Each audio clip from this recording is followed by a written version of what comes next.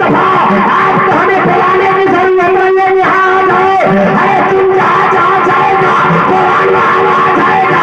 तारीफ पढ़ो कि जब तक मेरे मुस्तफा मक्के में रहे तो कुरान मक्के में नाज़िल होता रहा, और जब नबी मदीने में गए तो कुरान मदीने में नाज़िल होता रहा।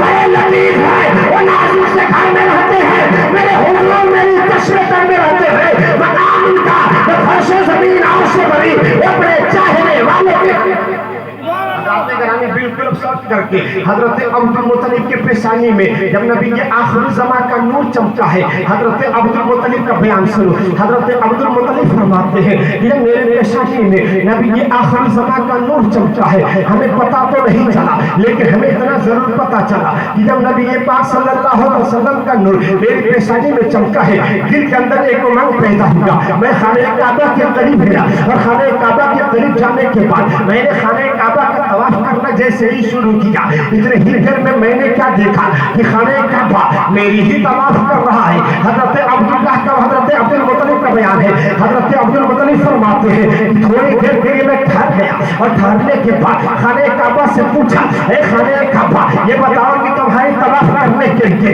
गिलाफ को चूमने के लिए, हजरे असवद को बोसा देने के लिए हर मुल्क से लोग आते हैं तेरी तवाफ करने के लिए, लेकिन तू मेरी तरफ तवाफ क्यों कर रहा है, मेरी तवाफ क्यों कर रहा है? तारीख बताती है, हजरत अब्दुल मुत्तलिब सुनते हैं कि खाने काबा से आवाज आती है, ए अब्दुल मुत्तलिब हम तेरे लिए नहीं झुक रहे हैं, और तेरे लिए तवाफ नहीं कर रहे हैं, हम तो वो तवाफ कर रहे हैं जो तेरी पेशानी में नबी के आखिरी ज़माने का नूर है, हम उसकी तवाफ कर रहे हैं। हजरत गरामी जब ये नूर मुंतकिल होते हैं, हजरत अब्दुल्लाह के पेशानी में आया। हजरत अब्दुल्लाह का बयान सुनो, ये हजरत अब्दुल मुत्तलिब का बयान था, वह हमारे नबी के दादा जान है, अब उनके वालिद घराने की बात है। हजरत अब्दुल्लाह फरमाते हैं कि मेरी पेशानी में नबी का आखिरी ज़माने का नूर चमका है, मेरे अंदर एक बेचैनी सी कैफियत तारी हुई। मैं अपने घर से बाहर निकला, हमने पूछा कि बताओ मौसम कैसा था? हजरत अब्दुल्लाह फरमाते हैं कि लोग के थपेड़े बड़ी चल रहे थे, धूप में तमाशा ज्यादा थी, यानी धूप में गर्मी ज्यादा थी। हजरत अब्दुल्लाह फरमाते हैं कि मेरी तबीयत नहीं लग रही थी। जैसे मिसाल के तौर पर बता दो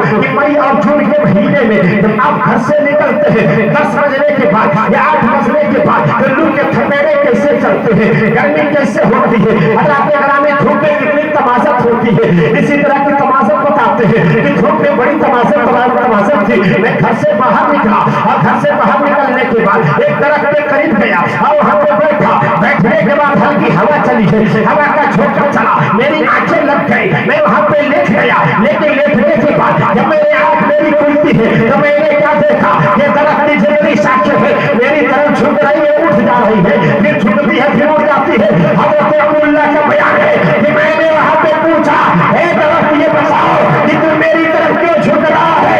तो खाने काबा से नहीं बल्कि दरख्त से आती है आवाज, ए अब्दुल्लाह हम तेरे लिए नहीं झुक रहे हैं, बल्कि तेरी पेशानी में एक नबी के आखिरी ज़मा का नूर है, हम उसके लिए झुक रहे हैं। तो मेरे मुस्तफा जिधर गए हैं ज़माना उधर झुकता नजर आता है।